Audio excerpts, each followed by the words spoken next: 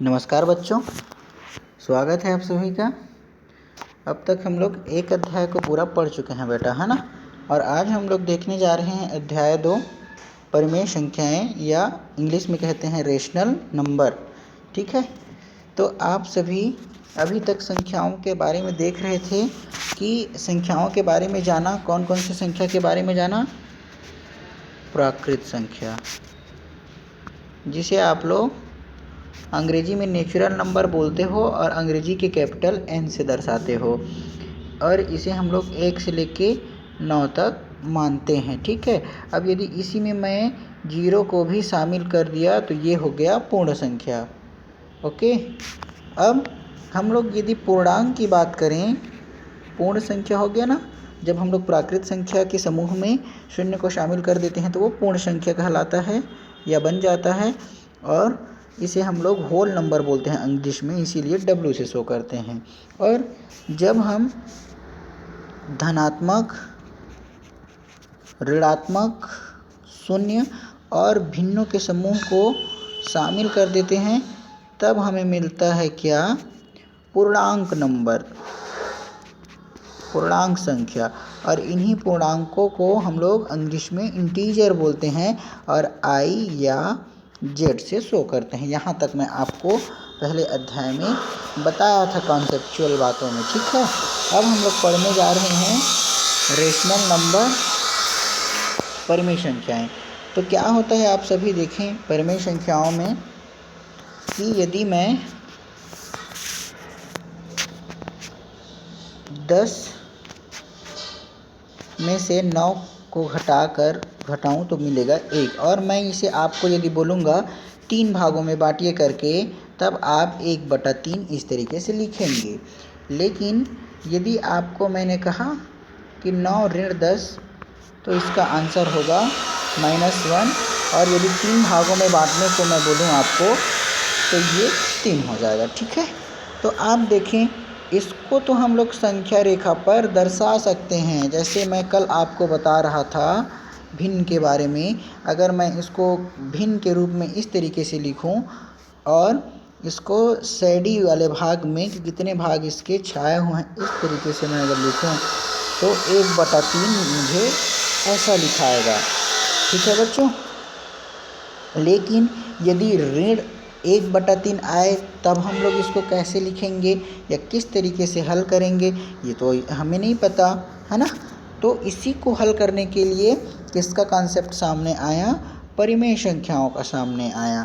ठीक है, आप सभी को पता है कि हम प्राकृत, पूर्ण और पूर्णांक संख्याओं के बारे में देख चुके हैं। अब यदि मैं इन्हीं सभी संख्याओं को, जिसमें ऋणात्मक संख्याएं शामिल है, अभी मैंने ऋण 1/3 का बात किया, ठीक है, और उसी ऋण 1/3 के बारे में यदि मैं और अलग अलग बात करूं, जैसे ऋण 2, ऋण 1/4 है, ऋण 6/3 है, इस तरीके से। और इसके आगे फिर क्या आएगा? शून्य आएगा। शून्य के बाद फिर क्या आएगा? हो सकता है 1 हो, 1 के बाद 1 के पहले क्या हो? 1/4, 1/6, 2/3, इस तरीके से। ठीक है, तो यही जो समूह हैं, इन सब संख्याओं को मिलाकर, मतलब ये ऋण 1/4, ऋण 6/3, शून्य 1/4, आप यदि ध्यान दोगे तो ये जो शून्य है वो पहली पूर्ण संख्या है। ठीक है, इसके पश्चात आप इसको ध्यान दे रहे होंगे, ये भिन्न जब हम पढ़े थे तब आपको याद है अंश और हर के रूप में जो लिख रहे थे वो है। ठीक है बच्चों, तो यही जो समूह हैं सभी को मिलाने के बाद जो हम लोगों को मिल रहा है, इन्हीं सब संख्याओं को हम लोग बोलते हैं परिमेय संख्याएं। ठीक है, आप भी ऐसे अलग अलग परिमेय संख्याएं बनाकर देख सकते हैं।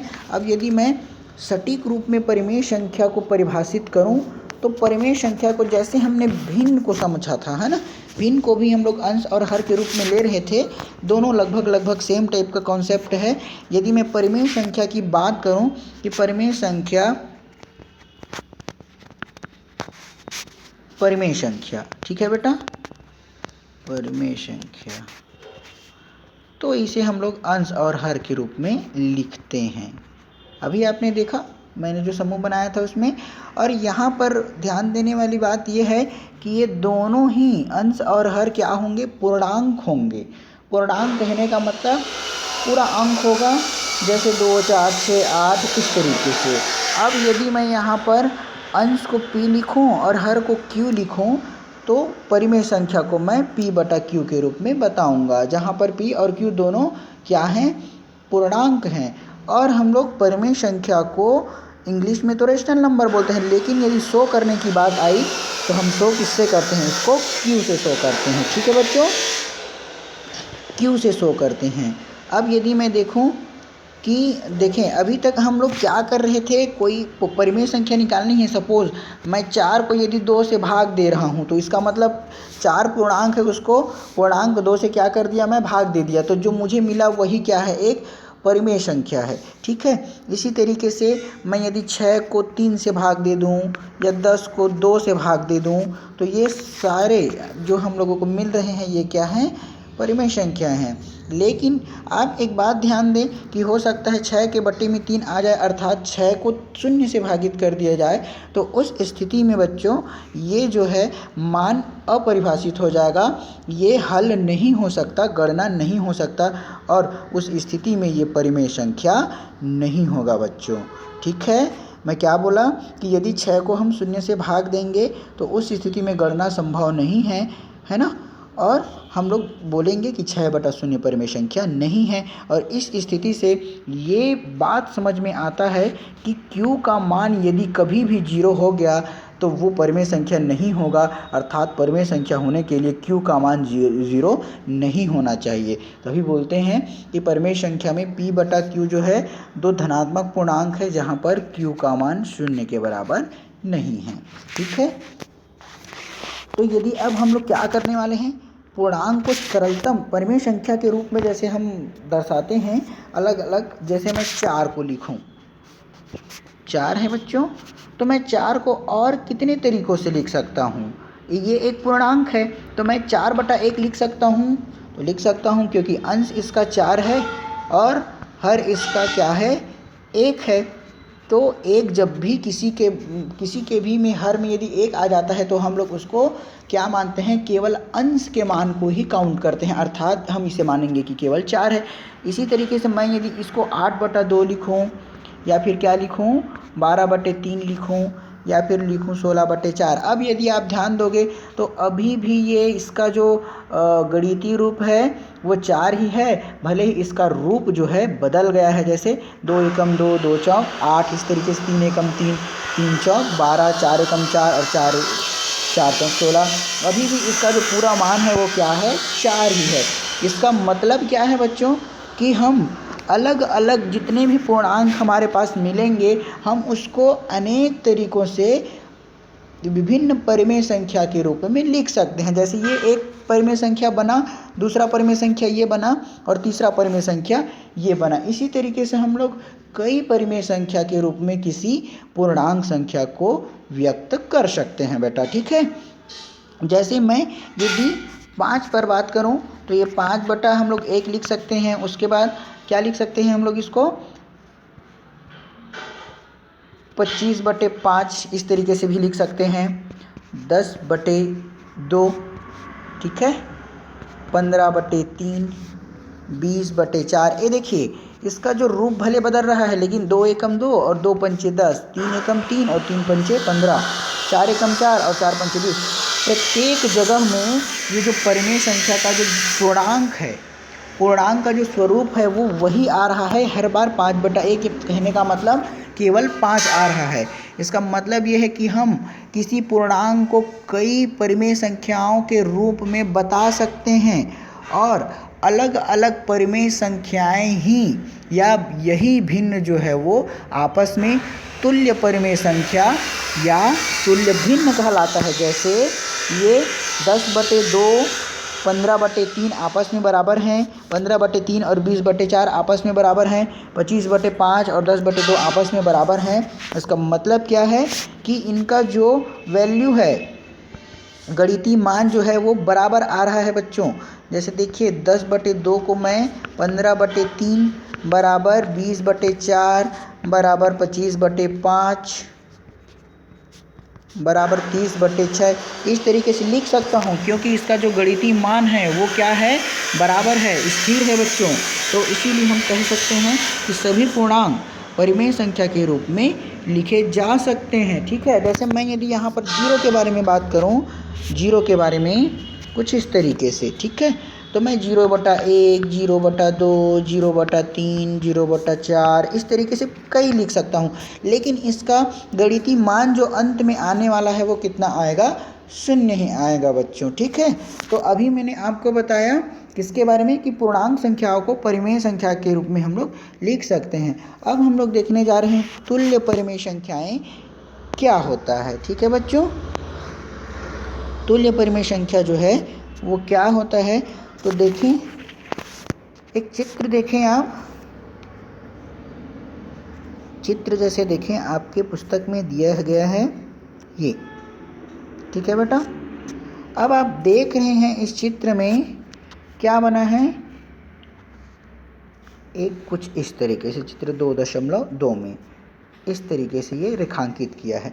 अब ये रेखांकित किया है तो ये पहले वाले भाग को यदि मैं रेखांकित कर दूं तो कल आप समझे हैं भिन्न के बारे में, यदि मैं इसको अंश और हर के रूप में लिखना चाहूँगा तो अंश में आएगा 1, क्योंकि छायित भाग 1 है, और हर मतलब मैं बताया था पूरा कितना पद कितना खाना है, तो 1 2 3 खाने, तो ये कुल है 3। तो मैं इसको 1/3 क्या करूँगा, बताऊँगा कि इसका 1/3 भाग जो है वो क्या है, छायांकित है या रेखांकित है। अब यदि मैं इसके क्या निकालना चाहूँगा, तुल्य परिमेय संख्या, तो मैं इसको बीच से ऐसे बांट दूंगा बेटा। ठीक है, बीच से जब मैं बांटूंगा तो मेरे पास अब आ गया क्या, अंश और हर के रूप में मैं यदि लिखना चाहूँगा तो अब इस स्थिति में इसका जो मान है वो क्या हो जाएगा, ये देखें 1 2 3 4 5 6, ये 6 क्या हो गया हर में, और कितने भाग छायित हैं, 2 भाग, इसीलिए 2/6। अब मैं इसके सपोज एक और क्या कर दूं, बढ़ा दूं मैं इसको। ठीक है, तो ये इस तरीके से रहता ये है ना। तो यदि मैं बढ़ा दूं, या आप क्या कर सकते हैं, एक दूसरा चित्र ड्रा कर सकते हैं इसी में कुछ इस तरीके से। ठीक है, और पहले ये इसका 1 भाग ऐसे छायित था, अब ये 3 भाग। तो सबसे पहले हमने देखा कि 1/3 था, उसके बाद क्या हुआ 2/6, और अंत में इस वाले चित्र में ये देखिए, इसमें टोटल खानों की संख्या कितनी हो गए, 9, इसलिए हर की संख्या 9, और कितने भाग छायांकित हैं, 3, इसीलिए 3। अब आप ध्यान देंगे यहाँ पर ये जो मान आया है 2/6 और 3/9, ये जो है इस चित्र का 1/3 भाग है। समझ में आ रहा है बच्चों, 3/9 जो है वो इस चित्र का 1/3 भाग है। बिल्कुल उसी प्रकार ये इस चित्र के हिसाब से 2/6 जो है वो इस चित्र का 1/3 भाग है। ठीक है, अब यदि मैं बात करूं 1/3, 2/6 और 3/9 के बारे में, तो ये सारे ही आपस में, ये देखिए 2 एकम 2 और 2 तिया 6, तो 1/3 आया, 3 एकम 3, और ये तो सभी का मान क्या आ रहा है बेटा, 1/3। ठीक है, तो तुल्य परिमेय संख्या हम लोग इसी तरीके से निकालते हैं। अब यदि मैं क्या करूं, एक बात आप ध्यान देंगे, जैसे 1/3 है, अब यदि मुझे इनका क्या निकालना है, तुल्य परिमेय संख्या, तो यदि मैं इनके अंश और हर को एक निश्चित संख्या से गुणा कर दूं तो मुझे जो मिलेगा, इसका जो मान है वो क्या रहेगा, तुल्य परिमेय संख्या रहेगा। ठीक है, क्योंकि ये आपस में बराबर होंगे, दिखेंगे भले ही अलग अलग लेकिन रहेंगे बराबर। ये देखिए 2/6, ये 4/12 और ये 5/15। अब यदि मैं इसको फिर तोड़ दूं तो 2 एकम 2 और 2 तिया 6, 4 एकम 4 और 4 तिया 12, 5 एकम 5 और 5 तिया 15। ये देखिए इनका रूप भले ही अलग अलग दिख रहा है ना, अलग अलग दिख रहा है, लेकिन ये सभी आपस में है किसके बराबर, 1/3 के बराबर। तो इसी तरीके से ये तो धनात्मक वाला मान हो गया। लेकिन यदि हम लोग ऋणात्मक भिन्न के बारे में बात करेंगे, जैसे मैं मान लो क्या लगा दूं, इसी के सामने में ऋण लगा दूं, तो ये अब ऋण 1/3 हो गया। तो भी यदि हम एक निश्चित संख्या से गुणा करेंगे तो जो मान आएगा वो क्या रहेगा, वही रहेगा। और इसी तरीके से ऋणात्मक भिन्नों का भी हम लोग तुल्य परिमेय संख्याएं या तुल्यकारी भिन्न निकाल सकते हैं बच्चों। ठीक है। अब यदि मैं परिमेय संख्याओं के सरलतम रूप पर बात करूं, ठीक है, परिमेय संख्या को हम कितने सरल से सरल रूप में तोड़ सकते हैं। तो परिमेय संख्याओं को सरलतम रूप में तोड़ने के लिए आप एक बात याद रखें। क्या याद रखना है कि जैसे हम कोई भिन्न लिखते हैं, सपोज मैंने लिखा 4/6, ठीक। अब मैंने इस 4/6 लिखा, ये एक परिमेय संख्या है, ये p है और ये q है, ये अंश है और ये हर है, ठीक है। और परिमेय संख्या इसलिए है क्योंकि ये परिमेय संख्या के कंडीशन को फॉलो करता है, यहाँ पर q का मान 0 नहीं है, ठीक है।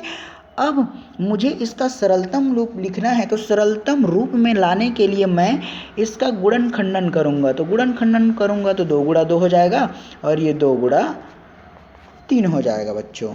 तो अब हम क्या करेंगे, इसका जो दोनों में कॉमन हो वैसा टाइप का, जो कहने का मतलब उभयनिष्ठ गुणनखंड को मैं क्या करूँगा, इसको भाग दे दूँगा। मतलब 2 को 2 से भाग दे दूँगा तो वो आपस में 2 एकम 2 और 2 एकम 2 इस तरीके से।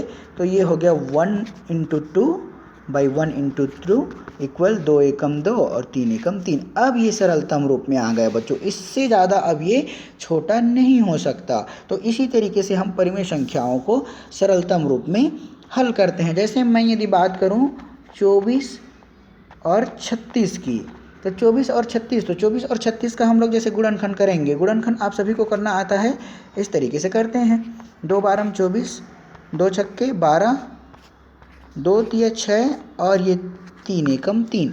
तो ये देखिए बच्चों 2 × 2 × 2, ठीक है, 3 बार आया है 2 और उसके बाद फिर है 3। और ये 36 की मैं अगर बात करूँगा तो ये 36 हुआ, 2 × 18 = 36, 2 × 9 = 18, 3 × 3 = 9 और 3 एकम 3। ये देखें 2 × 2 × 3 × 3। अब मैं क्या बताया आपको कि जो दोनों में कॉमन हो, ये देखो यहाँ पर भी 2 है, यहाँ पर भी 2 है, तो ये 2 और ये 2 कैंसिल हो जाएगा। अर्थात हम इस 2 से ये वाले 2 को क्या कर दिए, भाग दे दिए। बिल्कुल उसी तरीके से इस 2 से मैं इस 2 को भाग दे दूंगा और इस 3 से मैं इस 3 को भाग दे दूंगा। अब बच गए क्या, यहाँ पर बच गया 2 और यहाँ पर बच गया 3, तो अब तो ये हल होगा नहीं, तो 2/3 इसका आंसर हो जाएगा बच्चों।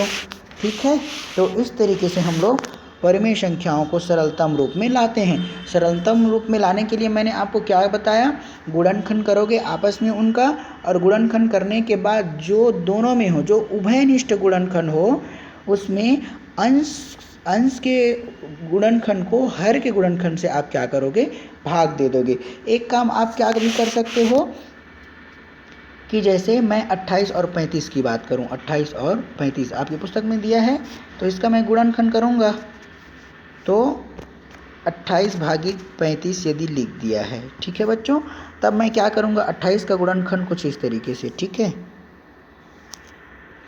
ये 28, तो 2 एकम 2 और 2 चौक 8, 2 सत्ते 14 और 7 एकम 7, तो ये हो गया बेटा, क्या हो गया इसका गुणनखंड, 2 × 2 × 7, ठीक है।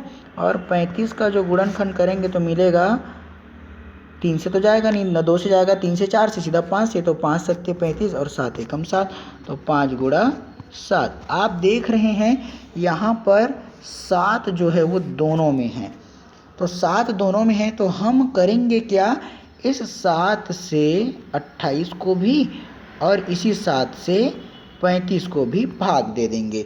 तो 28 को भाग देंगे तो 7 एकम 7 और 7 चौके 28, ये 4 हो गया, और 35 को भाग देंगे तो 7 एकम 7 और 7 पंचे 35, तो 4/5 यही इसका सरलतम रूप है।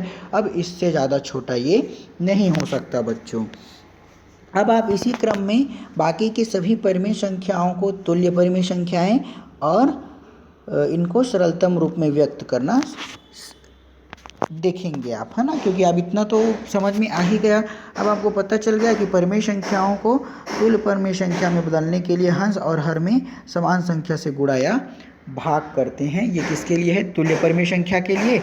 और यदि सरलतम रूप में हमको लाना है तो सरलतम रूप में लाने के लिए पहले हम उनका क्या करेंगे? गुणनखंड करेंगे, और गुणनखंड करने के पश्चात जो दोनों में दिखाई देगा, कॉमन रहेगा, उसी संख्या से हम लोग अंश में भी भाग देंगे और हर में भी भाग देंगे बच्चों, ठीक है। अब इसके पश्चात आप लोग प्रश्नावली तक प्रश्न हम लोग देखेंगे। क्या दिया है? प्रश्नावली 2.1 में हम लोग क्या बनाना सीखे हैं अभी? परिमेय संख्या, ठीक है। तो अभी मैंने बताया परिमेय संख्या कैसे बनेगा।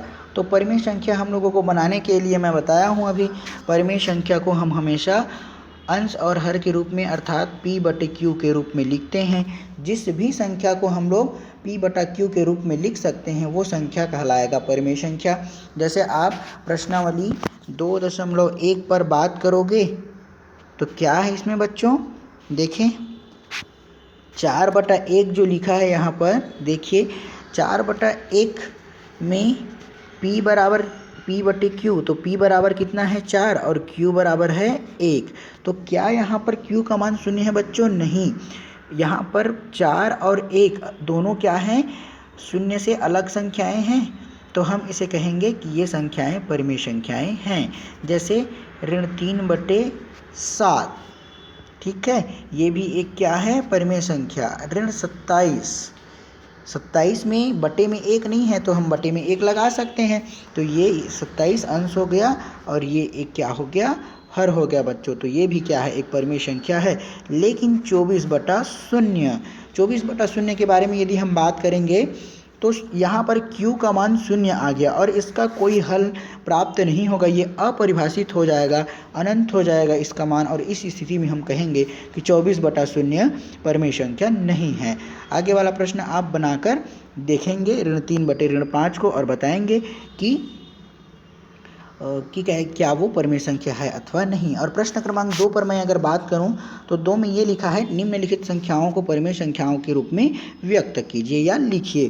तो देखिए बच्चों, परिमेय संख्या के रूप में लिखने के लिए किसका ज़रूरत पड़ता है? हमको अंश और हर का ज़रूरत पड़ता है, मतलब अंश बटे हर के बारे में। अब ये देखिए ऋण 38 है, तो ऋण 38 बटे में कुछ नहीं है तो हम क्या कर देंगे? 1 लगा देंगे तो बन जाएगा परिमेय संख्या।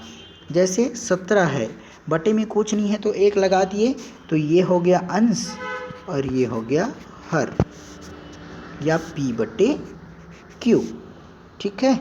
और उसी क्रम में जैसे दिया है 0, तो 0 के बटे में भी 1 लिख दिए, तो ये भी बन गया परिमेय संख्या। और इसी क्रम में आप बाकी ऋण 100 और 79 में भी क्या लिखेंगे? 1 लिखेंगे, तो ये भी बन जाएगा परिमेय संख्याएं। और आगे हम इसी क्रम में तुल्य परिमेय संख्याएं देखने वाले हैं। तब तक आप इन सभी प्रश्नों को हल करके रखें, अच्छे से देखें वीडियो को, ना समझ में आए तो दोबारा पूछें, ठीक है बच्चों।